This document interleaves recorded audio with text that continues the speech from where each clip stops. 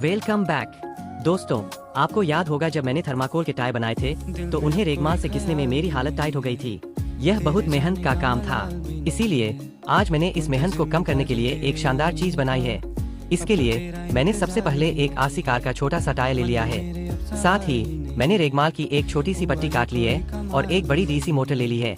मैंने सबसे पहले टायर के ऊपर रेगमाल की यह पतली वाली पट्टी चढ़ा दी है। मैंने इसे अच्छे से फिक्स कर दिया है और उसके बाद मैंने इस टायर को मोटर से फिक्स कर दिया है। दोस्तों, बनकर तैयार है हमारी कमाल की इलेक्ट्रिक रेगमाल मशीन।